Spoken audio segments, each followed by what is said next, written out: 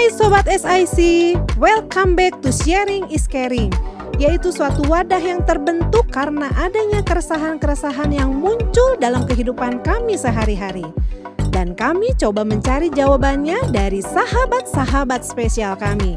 Semoga sharing ini dapat menambah referensi dan bermanfaat untuk Sobat SIC.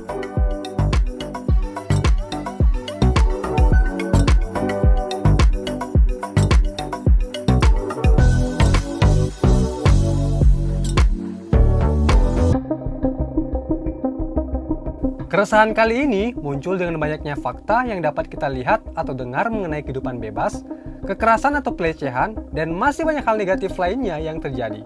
Kira-kira apa sih penyebabnya? Apakah salah satunya disebabkan karena fatherless? Apa sih fatherless itu? Yuk nonton terus supaya paham dan mengerti mengenai kondisi situasi tersebut. Welcome home di Sharing is Caring, dan kali ini saya ditemani oleh sahabat SIC yang spesial banget, karena hari ini kita ditemani oleh Pastor Hadi dan juga Ibu Hana Leonawati. Halo Pastor, Ibu, semuanya.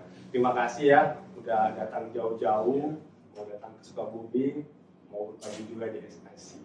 Nah Pastor, untuk mengawali pembicaraan kita, boleh nggak Pastor boleh ceritain background Pastor sekarang ini apa gitu? Terus sekarang melayani di bidang apa kesibukannya? Pertama panggil Ko aja lah. Oh iya, Pastor. boleh. Saya panggil Ko Biar aja lebih ya, supaya lebih santai. Oke, nama saya Dudung Hadi dan ini istri saya Hana. Kami sudah menikah 23 tahun. Dan kalau ditanya background, ya tentu kita memang orang marketplace. Saya sehari-hari itu beraktivitas dengan bisnis chemical. Jadi yang Tuhan sudah taruhkan dari sejak saya kuliah pun, background saya ada di situ. Kemudian kerja, Tuhan kasih, setelah kerja Tuhan kasih bisnis untuk dikelola sendiri, dan sampai hari ini, puji Tuhan semuanya berjalan karena kasih karunia Tuhan. Ya, dalam pernikahan kami juga ada 2 orang anak. Yang pertama sudah usia 22 tahun, sudah lulus ya, kita sudah lulus kuliah, tinggal wisuda. Yang kedua sedang kuliah. Itu background kami. Ya. Sekarang Pastor pelayanan gue ya sekarang? Ya, dan untuk pelayanan kami itu adalah salah satu elders dari pelayanan Elijah Movement. Jadi pelayanan ini, pelayanan apa? Ini tuh komunitas interdenominasi. Jadi kita bukan under satu gereja. Kita melayani di dalam bidang apa? Nah, dalam bidang pemulihan. Pelayanan kami adalah mengadakan camp. Jadi kita adakan camp yang kita adakan sendiri dari Elijah Movement, atau kita pun melayani camp yang diminta dari gereja, dari sekolah, dari mana-mana. Nah, camp yang kita adakan meliputi 3 segmen. Itu adalah camp untuk teens 13-18 tahun. Yang kedua camp dewasa muda 19-30, dan juga camp pasangan muda pasutri. Jadi kita adakan itu secara reguler, dan kita mulai dari 2005 ya, sampai hari ini berarti 18 tahun. 2005 18 tahun. Ya, dari awal sekali kita mulai dari hal sederhana. Ya, kita terpanggil untuk melayani mereka, memulihkan, dan di dalam perjalanannya Tuhan kirimkan orang-orang yang menemani untuk punya beban yang sama dan melayani sama. Akhirnya kita punya tim sekarang 100 orang. Wow. Ya, 100 orang. Ada leaders yang kita munculkan juga, ada 4 leaders, 4 pasang leaders. Eldersnya kita ada berempat. Jadi itulah pelayanan yang kesehariannya yang kita kerjakan. Wow, luar biasa ya. Ya. Berarti Cici bantu Koko juga pelayanan? Ya, sama-sama saya terlibat juga sama di Elijah Movement. Jadi kita tuh pelayanan itu banyaknya pasutri. Jadi pasutri maksudnya berdua gitu, nggak saya sendiri, tapi juga istri ikut, dan di elders juga 4 pasang itu suami istri ikut, leadersnya 4 pasang juga. Karena kan kita melayani generasi yang sama-sama harus sepasang, ya. Apalagi melayani pasutri, pasangan muda juga kita sepasang. Gitu. Wah, ini menarik ini kok. dari tim Bluesuk SSI juga sempat cari tahu nih, wah pelayanan Pastor Hadi dulu juga luar biasa dulu ya. Kodudung ya, Kodudung. Kodudung juga sangat luar biasa. Jadi ada camp pelayanan ke anak-anak muda ke Next Gen, jadi luar biasa banget ya. Tapi ini menarik, kenapa bisa sampai terpanggil untuk ke pemulihan gitu? Pengalamannya apa gitu? Jadi mungkin gini, kadang-kadang Tuhan panggil kita tuh sesuai dengan ketika kita mulai dipanggil Tuhan juga. Nah, saya tuh bertobat memang di zaman waktu itu adalah pergerakan pelajar. Oke, ya, mungkin kalau disebut tahun baru memang sudah Kolonial. Tahun 87 waktu itu saya kelas 2 SMP dan mengikuti camp namanya Jambore Pelajar, dan di situ camp itu seluruh Indonesia, semua pelajar ada di situ, dan pertama kali saya ngalamin, wah ini dahsyat sekali, dan di situ saya lahir baru dalam kegerakan pelajar. Nah, kemudian setelah itu saya bertumbuh, dimuridkan, terus saya kan kuliah, pindah kota, pindah ke Bandung. Di Bandung juga saya bertumbuh di sebuah kegerakan mahasiswa. Jadi dimuridkan di situ ada persekutuan mahasiswa. Jadi memang backgroundnya lahirnya dalam sebuah kegerakan. Sampai ketika lulus kuliah kita menikah. Nah di situ pun pernikahan kita tuh nggak baik-baik saja sebenarnya. Meskipun kita sudah melayani ya, kita sudah aktif di gereja, tapi pernikahan kita, waduh, nanti istri saya yang share 7 tahun pertama itu, waduh, kita kacau lah, mau cerai, ya. Padahal aktif pelayanan. Nah, jadi Tuhan pulihkan mulai dari kita. Pernikahan dipulihkan. Setelah itu kemudian hubungan saya dengan papa juga kurang bagus. Dan saya tahu saya harus ampuni papa, saya harus menerima apa adanya. Tapi rasanya memang sulit gitu untuk benar-benar ngalamin breakthrough di area itu, sampai akhirnya Tuhan kasih satu momen saya bisa pulih dengan papa saya. Nah, lewat itulah kita tahu, oh ternyata Tuhan mau titipkan supaya kita juga melayani orang-orang yang mungkin punya pengalaman yang sama dalam pernikahan dengan papa. Dan itulah Tuhan kasih kepercayaan untuk kita sama-sama melayani di area itu. Wah, luar biasa banget ya.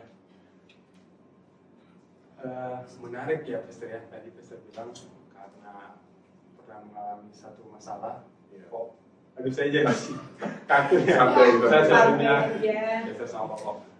Jadi Koko bilang tadi kan sempat mengalami masalah juga, sibuk pelayanan tapi kadang-kadang ya ada aja juga masalah dalam keluarga.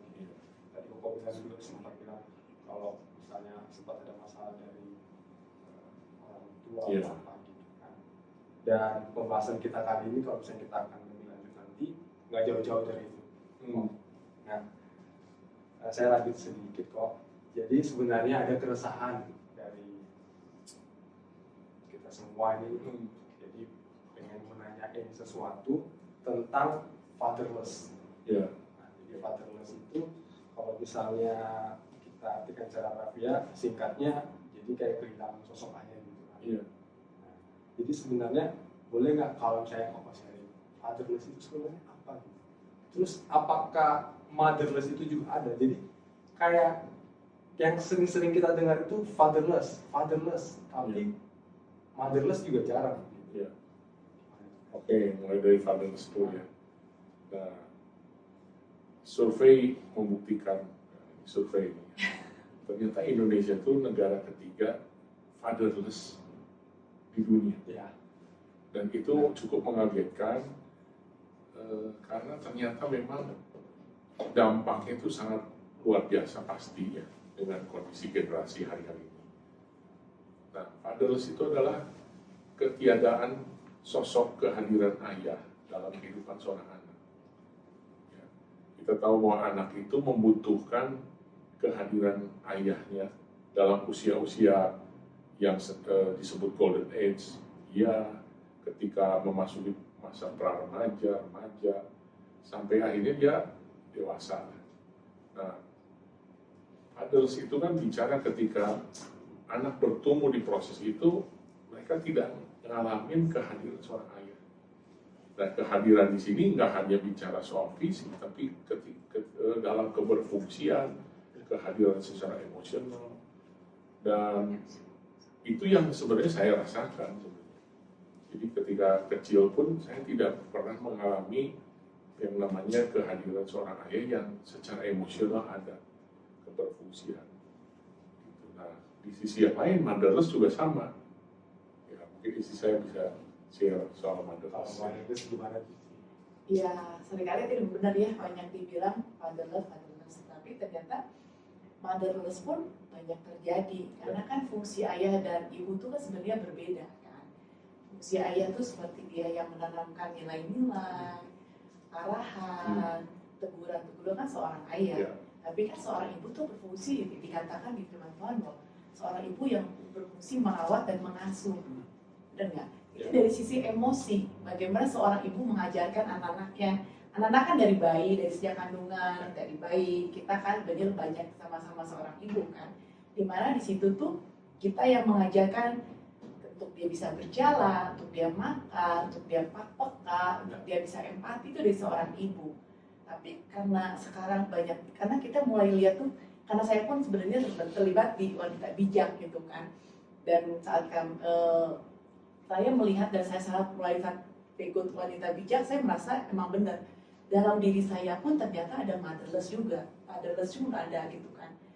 Dari motherless sebenarnya gini, dari sisi tadi suami saya udah bilang bahwa kehadirannya ada, tapi ikatan secara emosinya nggak ada.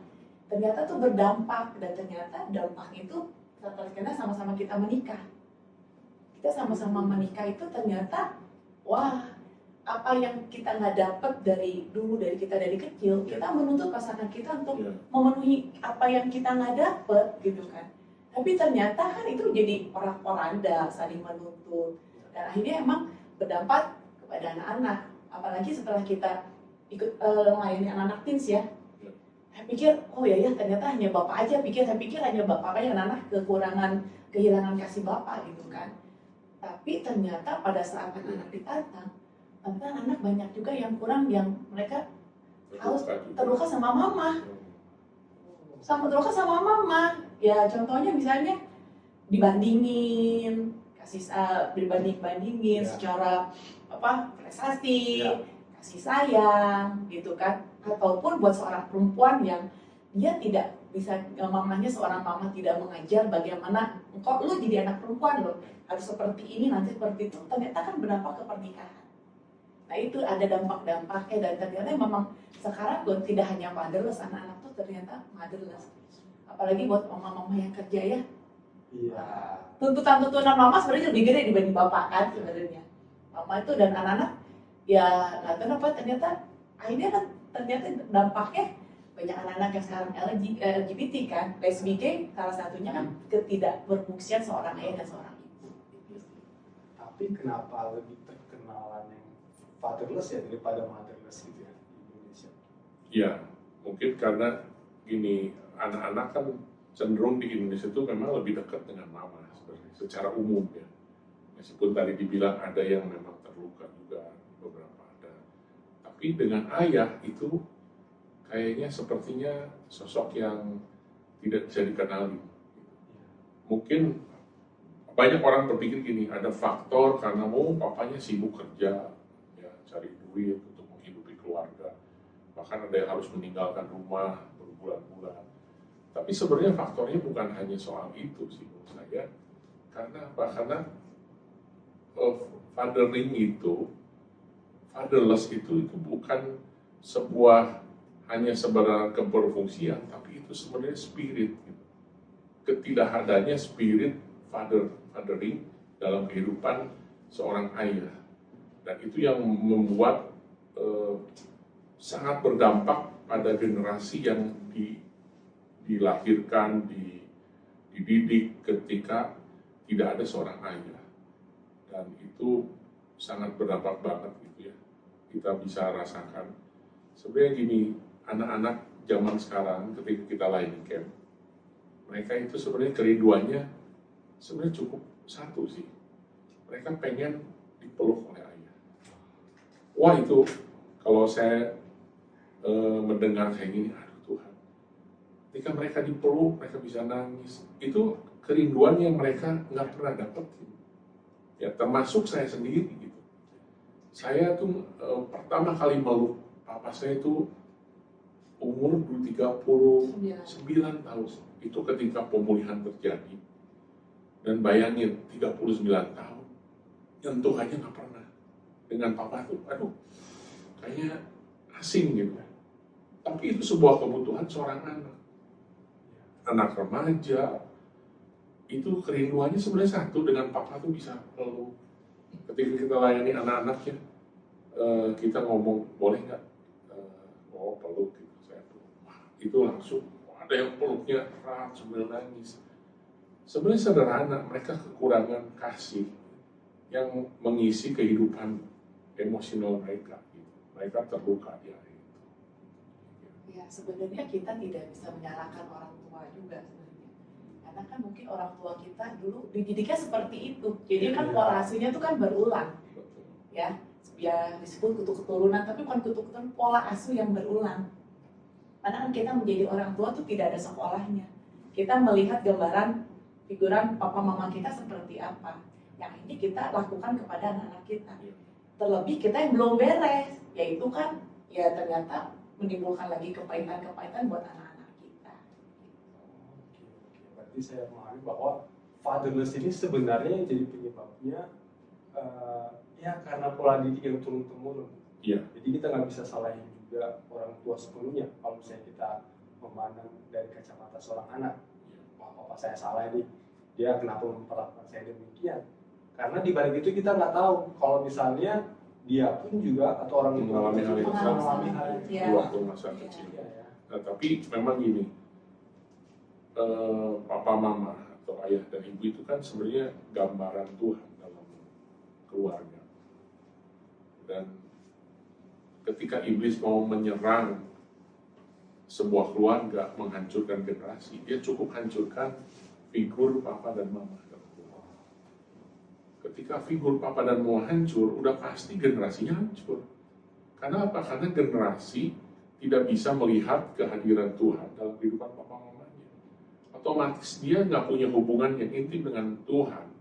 Ya dia bisa hanya sekedar beragama, dia mungkin ke gereja, tapi keintiman dia dengan Tuhan itu terhalangi oleh yang namanya gambaran papa dan mama yang ada di bumi.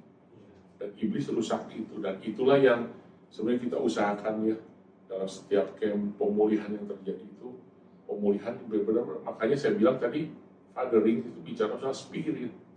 Iya. Fathering itu bukan hanya sekedar jabatan, ya, bukan hanya program, itu spirit gitu. Karena di Maleakhi dibilang bahwa di hari terakhir itu Tuhan akan utus yang namanya Spirit of Elijah. Untuk apa? Untuk memulihkan hati Bapa kembali kepada anak dan hati anak kembali kepada Bapa. Dan itu pemulihan yang harus terjadi sebelum Tuhan Yesus datang. Karena dari situ terjadi pemulihan-pemulihan yang lain di area yang lain. Kami punya motto everything start at home. Ya. Karena itu pengalaman kita. Ya dulu kita sibuk di luar, kita mati-matian aktif di gereja. Saya dari Senin sampai Senin itu Full. kegiatannya full. Tapi di rumah, aduh babak belur. Jadi dari situ ketika Tuhan pulihkan 2007, 2009 itu proses pemulihan antara saya dan istri dan anak-anak juga. Jadi kita bilang, ya memang semua harus berawal dari rumah. Termasuk anak-anak tuh harus merasakan kasih seorang ayah sebelum saya punya anak perempuan. Sebelum dia bisa merasakan kasih daripada laki-laki yang lain, dia harus merasakan kasih dari bapaknya. Dan juga kita punya anak laki-laki, sama, sebelum dia bisa mulai dekat dengan cewek gitu, ya dia harus bisa merasakan kasih dari mamanya, yang itu yang harus lahir dari rumah. Kalau misalnya kita kasih tolak ukur nih Pak, seberapa besar sih dampak dari fatherless ini bagi kehidupan si anak Iya. dan keluarga? Yang dampak-dampaknya banyak sekali ya. Dari pengalaman Koko, dari pengalaman saya gini. Yang pertama adalah bicara soal self-esteem, keberhargaan diri. Seorang anak yang kurang kasih sayang seorang ayah, seorang ibu, itu berdampak langsung kepada gambar dirinya. Dia jadi merasa kurang disayangi, ya, kurang dikasihi. Dia tidak merasa dirinya itu berharga. Terus kemudian dia tidak merasa dirinya berdaya guna. Jadi potensi yang dia miliki dari seorang anak mungkin potensinya gede, tapi karena dia nggak ada seorang ayah yang ayo kamu bisa, ayo kamu lakukan lagi terus, jadi dia merasa saya nggak ada gunanya, kurang. Nah itu efek yang lainnya akhirnya jadi minder. Itu yang jujur yang saya alami gitu. Jadi nggak tahu sebenarnya Tuhan kasih potensi, karena nggak ada kehadiran seorang ayah ya. Akhirnya ya saya merasa saya tidak mampu, saya tidak bisa. Kemudian bicara soal ayah itu bicara soal memberikan identitas bagi seorang anak. Ketika seorang anak ngalamin kasih sayang seorang ayah, dia tahu identitas siapa, efeknya apa, dia tahu tujuan hidupnya apa. Ketika seseorang anak tahu identitasnya, dia pasti tahu tujuan hidupnya. Dia bisa melihat semua gambaran yang Tuhan kasih dalam kehidupannya itu, oh, saya punya dikasih Tuhan talenta ini dengan kepribadian ini. Kemudian dia bisa tahu saya mau kemana. Contohnya paling sederhana gini, kalau nanya anak-anak SMA, kamu udah lulus mau kemana? Banyak yang Bingung, nggak tahu. Nggak ngerti, mau jurusan apa, nggak ngerti. Itu sebenarnya sebuah simulasi simpel. Itu adalah mungkin kurang merasakan kepenuhan kasih dari seorang ayah yang mengarahkan hidup dia. Nah, dampak yang lain banyak. Prestasi akademik itu sangat erat sebenarnya. Itu dialami oleh anak kami. Ketika saya masih posisinya masih kacau dalam hidupnya, saya tidak bisa melepaskan spirit fathering buat anak saya sendiri karena saya belum beres dengan papa.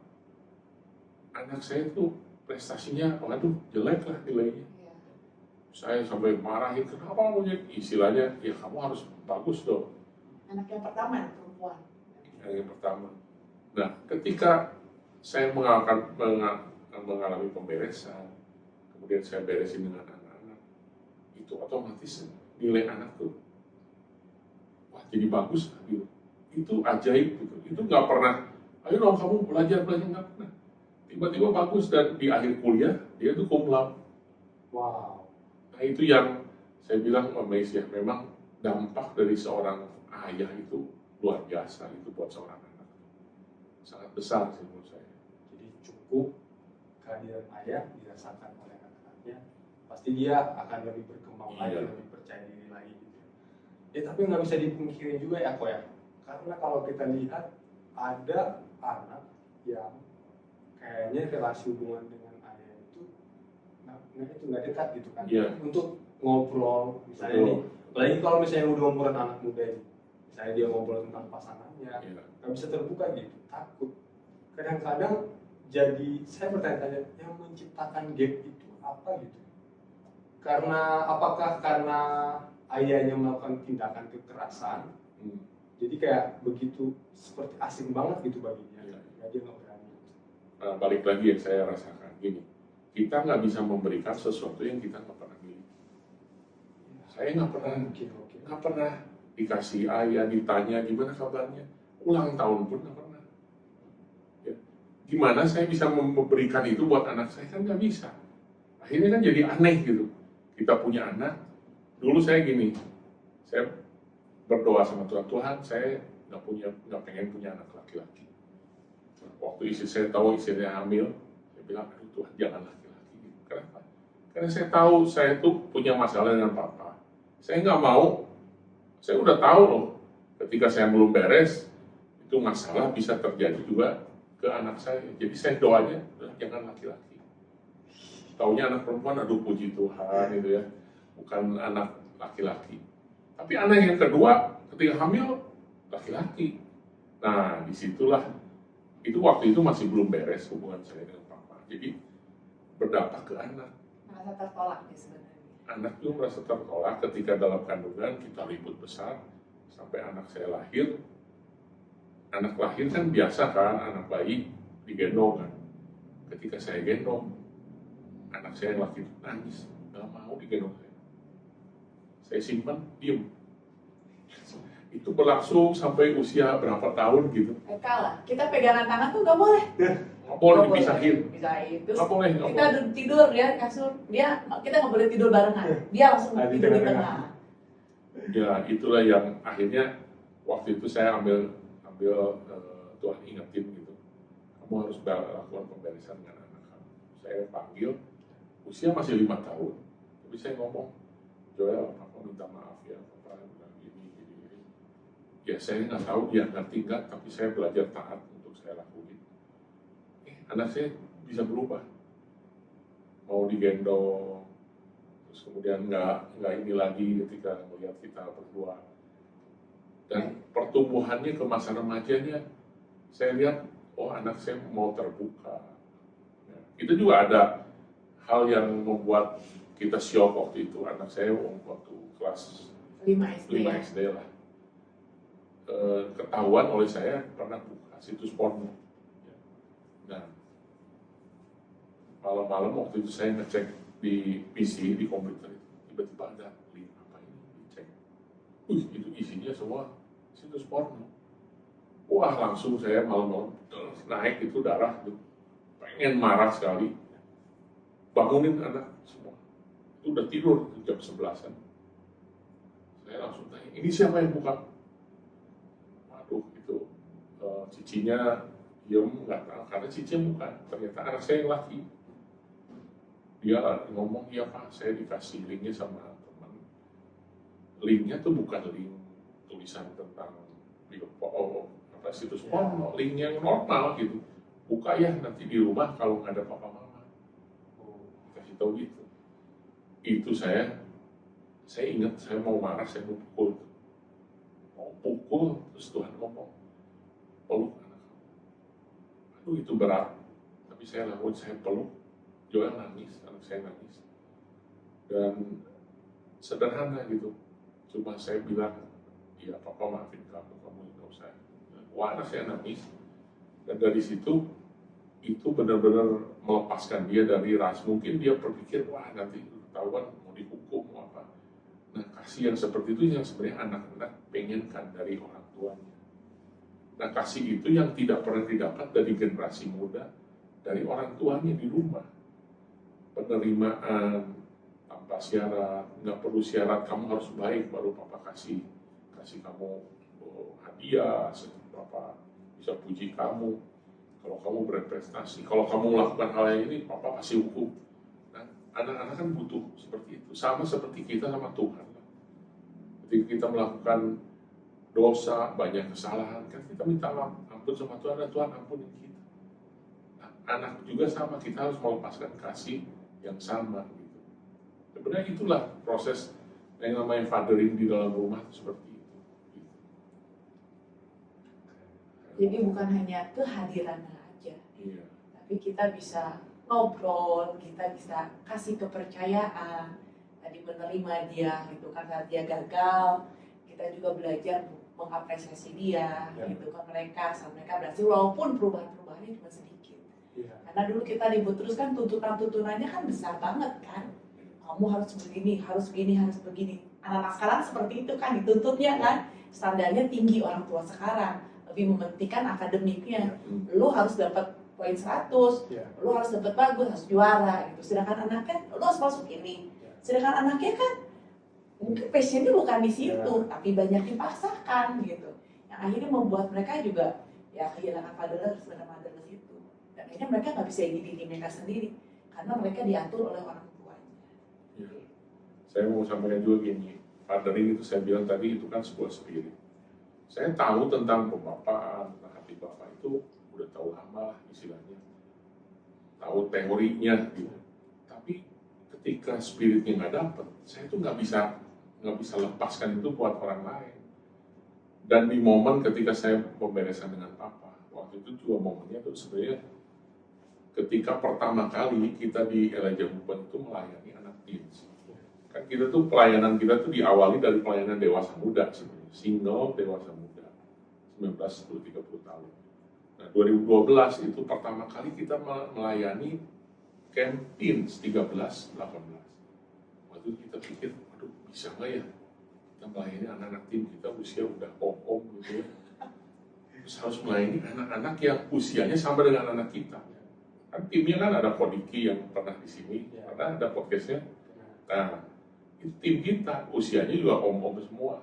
Nah 2012 oke lah kita layanin. Pertama kali kita melayani itu di Toraja, Sulawesi. Ada 400 anak. Ya, kita melayani. Nah di momen itu sebenarnya Tuhan jamah saya ngalamin benar-benar jamahan hati Bapa. Nah, di momen camp itu ada acara untuk nulis surat buat Papa dan Mama. Waktu itu saya ingat saya lagi melayani, saya sendiri yang nangis. Saya nggak menyampaikan firman waktu itu, ada teman yang lain. Saya waktu itu main keyboard. Lagi main, Tuhan jawab, saya nangis sampai saya nggak bisa main. Terus saya digerakkan untuk nulis surat. Saya tulis surat buat Papa, saya tulis semua apa yang ada dalam hati saya. Pulang, saya datengin Papa. Saya kasih surat itu Papa yang waktu itu sudah stroke. Ya, sudah stroke. Di rumah yang kita yang urus. Waktu itu saya bilang, Pak, maafin ya. Terus peluk. Nah, itu pertama kali yang saya bilang, saya dipeluk dan saya mau peluk Papa, itu pertama kali. Saya kasih surat, Papa saya lihat surat itu, nangis, dan suratnya selalu disimpan di sakunya. Sampai Papa dipanggil pulang. Itu selalu ada di sakunya. Jadi kalau tiap bangun, minta ke yang ngurusnya. Mana surat yang dari saya, gitu, yang dari anak saya, selalu ada disimpan di sakunya.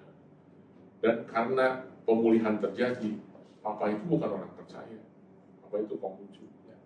Kita berdoa dari kecil, dari saya terima Tuhan, waktu 87 diajarin untuk doa buat orang tua supaya bertobat. Nggak tobat-tobat.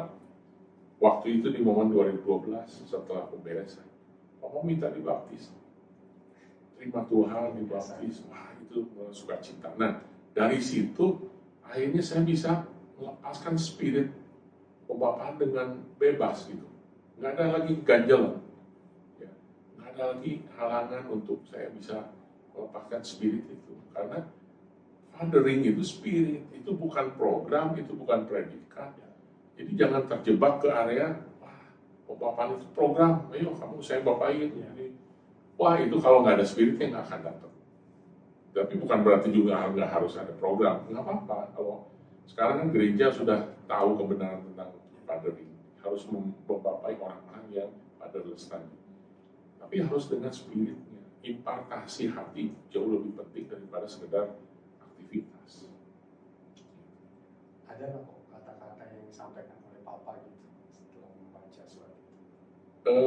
Dia agak menjelaskan gitu kan? Enggak, karena kan pertama mungkin juga 39 tahun sebagai anaknya yang belum pernah heart to heart, ya. Terus kedua juga Papa juga kan memang stroke itu, piacu itu kan sulitan ngomong kan. Tapi dari situ kunci yang saya rasakan bahwa itu pemulihan itu benar-benar terjadi, ciri utamanya adalah saya bisa nangis buat Papa. Punya belas kasihan. Punya belas kasihan. Kalau dulu saya sudah ampunin, saya bergumul terus mengampunin karena Papa itu kan mungkin nggak berfungsi, ya Papa yang ya gitulah nggak berfungsi, tidak bisa apa-apa, dan itu saya harus ampunin. Tapi dengan pemberesan itu, saya itu sebenarnya jadi bisa punya belas kasihan, bisa nangis buat Papa. Dan Papa pun sama gitu, dia selalu ngomong ke orang lain bahwa yang paling disayang itu adalah ya saya dan istri saya. Dia selalu bilang seperti itu. Dan itu pun dirasakan oleh mamanya. Taunya dari mana? Dari buku harian. Wah. Ketika sudah Tuhan panggil, saya lihat bukunya semua ditulis nama saya setiap hari. Saya diajak sama Dudung dan Hana, sini saya dikasih. Saya isinya tuh itulah efek dari kita sudah pemberesan dengan Pak Farel. Luar biasa banget ya Pak. Jadi tadi yang aku ceritain dia sampai saku surat dari Iya. Koko itu selalu tanya gitu kan, selalu simpan, selalu baca. Itu satu tanda bahwa dia sangat menyayangi. Iya. Sampai tulis nama setiap hari. Iya. Jadi saya di sini kayaknya menanggapi bahwa fatherless itu ketika di pihak orang tua sebenarnya bukan karena mereka nggak sayang, cuman nggak bisa mengkomunikasikan bahasa kasih mereka kepada Karena mereka juga punya Nggak problem kan dengan papanya. Iya. Paham. Jadi mereka gimana gitu. Nah, makanya Maliak itu bilang bukan hanya hati bapak yang balik pada anak, hati anak pada bapak. Dan itu bisa memulihkan juga. Jadi dua sisi, kalau papanya yang dapat kebenaran bisa memulihkan anak, tapi kalau papanya mungkin nggak dapat kebenaran ini, anaknya yang bisa memulihkan. Gitu sih. Jadi teman-teman dapat ya bahwa kalau misalnya di dalam keluarga kita terjadi apa yang namanya fatherless, jadi kita jangan selalu berprasangka negatif dulu, karena kadang-kadang orang tua kita pun juga belum tentu juga mendapatkan kasih sayang seperti yang kita harapkan gitu.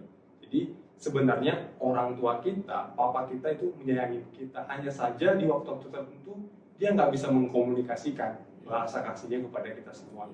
Jadi harus ada hubungan timbal balik antara kita juga memberikan satu pengertian dan kita juga mau membangun hubungan yang dekat kepada papa kita. Jangan sampai karena gap yang terjadi akhirnya kita malah menghindari diri. Tapi sebaiknya dari pengalaman Agus juga tadi yang sudah diceritakan panjang lebar bagus banget. Jadi kita kok duduk. Jadi kita harus dekat ya. Jadi kalau lanjut lagi nih pertanyaannya dia Pak. Seorang anak perempuan yang tidak mendapatkan kasih dari Allah, dia akan mencari pria yang bisa